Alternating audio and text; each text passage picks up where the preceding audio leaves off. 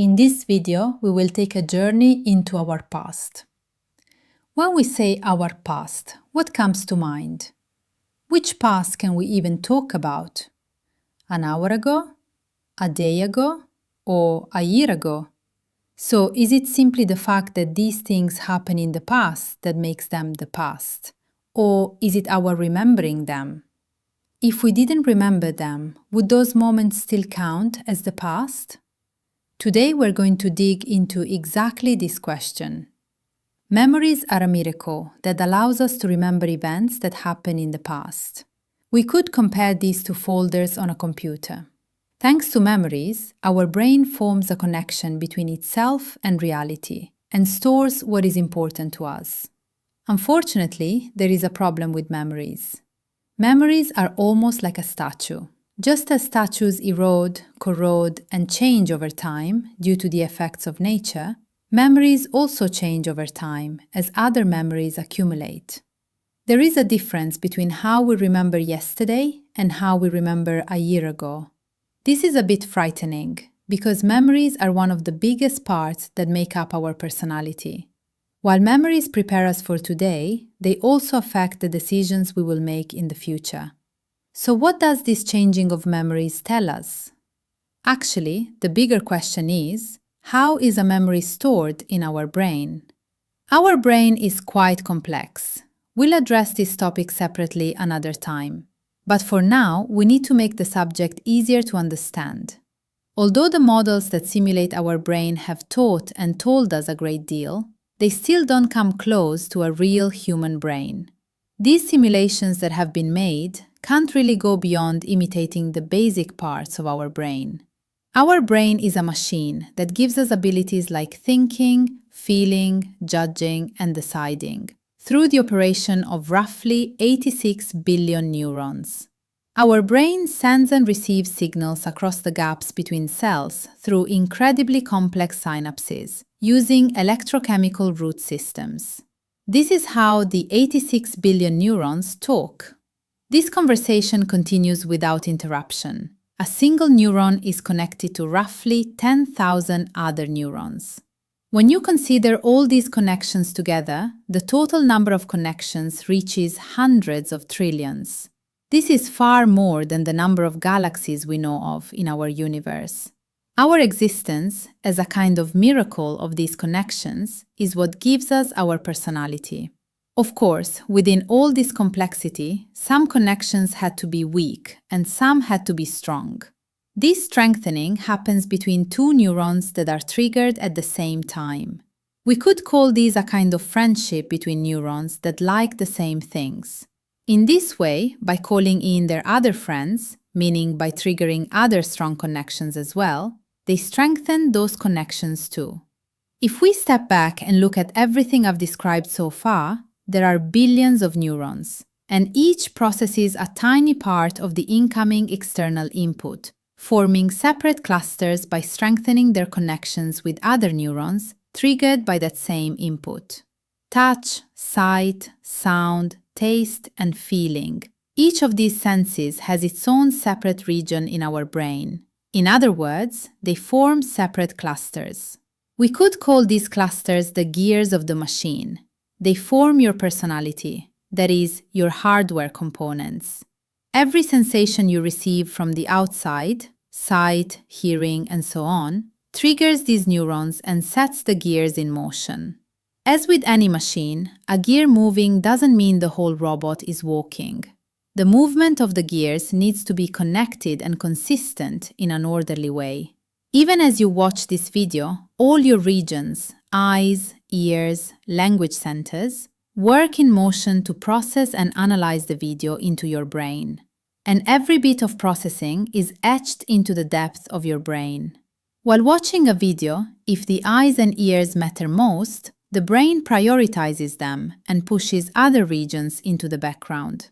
It's like a giant factory producing in harmony without everything getting mixed up, all working at full capacity at the same time. This is exactly what makes us feel human, the neurons in our brain working together in this harmony. To repeat, right now, all the regions of our brain necessary to understand this video are working. But these activities within this complex structure lose their effect and fade away over time, like a sound wave, meaning they have no lasting substance of their own. If we didn't have a memory mechanism, we would be permanently locked into the moment we're living in. We would have neither a past nor a future. So how does our wonderfully designed brain decide what is important? How does it understand what it should erase and what it should keep? If you have a thought on this, share it in the comments now. If you've written your comments, let's continue. There is a battle happening in our brain at every single moment. All the clusters I just mentioned are fighting with one another. Every input coming from the outside world and from our inner world adds new clusters to this battle. And these battles have a winner at every moment. The brain declares whichever cluster is strongest as the winner and decides that piece of data or that cluster is more important. As you watch this video, your brain, deeming the watching of this video important right now, has watched the video and formed the memory. Two things happen in your brain as you watch the video. First, the connections in the winning cluster become stronger and get stored in the memory center, that is, the hippocampus. Let's not go too deep into the hippocampus because it's very complex. For now, it's enough to know this. We've created a kind of preview file in our hippocampus, and we continuously record the configuration of the strengthening cluster into this file. And we file all the events connected to this cluster here, in sequence. For example, from now on, every time you watch a video from this channel, by matching the events happening around you with this video, a memory of ours will form, and it will be automatically recorded and its connections strengthened, forming our memory. How complicated and hard to understand this sounds, doesn't it? But we do all of this automatically, without ever being aware of it. Our brain really is an amazing organ. We've learned that our brain has many regions, and that within these regions there are millions of interconnected clusters. So, how do we remember memories? Any trigger related to a cluster in our brain causes that cluster to become active again and to become important to the brain once more. Because this activity had fallen into the background of the brain, reactivating it is very delicate and not always clear. Your hippocampus had kept a draft, but that memory remained far in the background and weak because no repetitions were done on it to strengthen it. This is exactly why you only remember memories that have truly strong connections and that affect you, because the connections of those experiences are strong. This is why you don't remember the taste of the cake you ate 2 years ago. But if you started a new job around that same time, you may have told the story of that day to your family or friends over and over, which strengthened the connections and turned it into an unforgettable memory for you. What I want to convey here is, you don't forget things related to you personally, but you forget the daily events you see in the news very quickly, no matter how big they were, because your brain never formed the relationship between you and that news story, and it wasn't repeated enough. There are a few ways memories avoid being forgotten. I just mentioned one of them. Another way is stepping outside of routine. For example, a song you listen to every day while walking the same route, on the same sidewalk, at the same pace, forms a very weak bond, whereas the very same song playing in your ears during a traffic accident you witness on that same route turns into a far more permanent, hard-to-forget memory. Emotions are truly powerful structures that carry very deep meaning and that have shaped and guided us from our ancestors down to today. Emotions motivate us to eat, to reproduce, and to make decisions in moments of danger. There are emotions that make us feel good, just as there are emotions that make us feel bad. When you feel a powerful emotion that has evolved over millions of years, your brain immediately acts in a primitive way, deciding that whatever is felt is necessary for survival, without weighing whether it is good or bad for you. This is why permanent, powerful memories are also made up of powerful emotions. The embarrassment from something you did in front of your crush, the stress of your first speech in front of a crowd, the emotion of having your first child, the feeling of losing your pet, the joy of beating your older brother at chess. If any of these examples I've listed stirred something inside you as well, it's now harder for you to forget this video too. This is a bit of a trick, but you can also help grow this chain of memory by sharing the video with your friends. By repeating those powerful emotions, we've now thoroughly strengthened the connections, and we've also grown our cluster by adding a new memory, a new connection alongside it. It's like tying a knot in a rope over and over. The strongest point is the one repeated the most, but it's also, at the same time, the most damaged point. How ironic. It gets stronger, we don't forget it, but the rope is no longer in its original state. It has changed, now with new centers of strength and new priorities. This is exactly how memories shape our personality.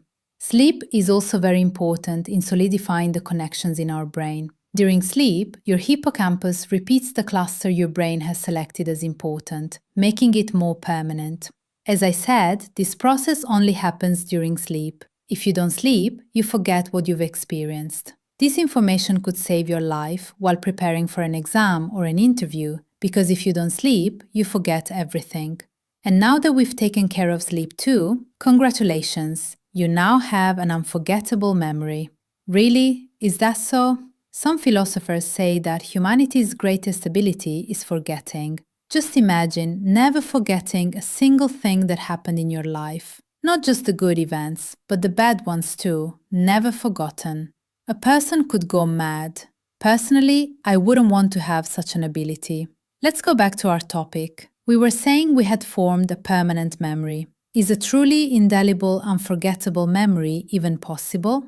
To remember something, we theoretically need to have forgotten it. But to remember a memory, we need a cue. Anything that reminds us of that moment. A sound, a smell, maybe an item of clothing, or a car horn. The library in our brain, that is, our hippocampus, begins scanning for that cue and activates the matching cluster. After the trigger, fragments of the memory are gradually brought back. A pattern begins to emerge, and then memory appears before your eyes. This is how the sequence unfolds, but with a small difference. The clarity of the image that appears before your eyes depends on the strength of the connections in your cluster. This is not like watching a video. As you experience the memory in your mind, the weak bonds melt and become moldable again. The memory was stored with the mood you were in on the day it happened, but your current mood is very different. Maybe you were angry and tired when you experienced the memory, but right now you are very cheerful and energetic. And this current mood begins to seep into your memory, reshaping the weak bonds. Maybe you felt sad while living through the memory, but now this memory is very funny to you. You don't do this on purpose. Your brain simply reprocesses your memory according to your current mood. And once your memory is finished being recalled, this is now your new reality. Your memory has changed according to your mood and has become solidified again. This is why things that upset us greatly at the time become less painful for us as time passes, and sometimes even turn into memories we laugh about. Every time we bring back a memory, our brain reshapes it by making new additions and removals. In other words, it adapts our past to our present. Sometimes it takes this reshaping too far, merging it with other memories, discarding parts it deems unnecessary, and adding elements from other memories. This shows that our memories are integrated into our own learning system. As new memories come in, old memories get updated. And every time we remember an old memory again, it is no longer that same other memories. Looked at this way, the more times we're remembering the same memory, the further we drift from the experience at the moment it first formed. So the next time you're telling a story and say, "I'm sure this is exactly how it happened," think twice. We can't notice this process because it's spread out over time. This is why the memories you experience today are what your present self feels. As I mentioned above, no memory above exactly the same twice. Your future self will be shaped by looking at today's memories, but they won't feel the way you feel now. That's it. Today I try to talk with you about the metrics that make us your are. We've seen that a person, if this way is doing, could even convince themselves of an altered memory from the start without experting it. From now on, whenever you find yourself in a difficult society for any reason, let this come to mind and remember to tell yourself, I can even change my own history. I can dance this too. See you in the next video.